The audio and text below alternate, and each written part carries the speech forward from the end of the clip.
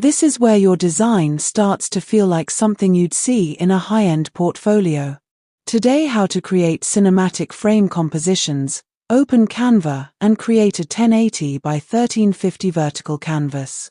Start by inserting a wide rectangular frame and place your image inside, cropping it to emphasize the subject and remove distractions.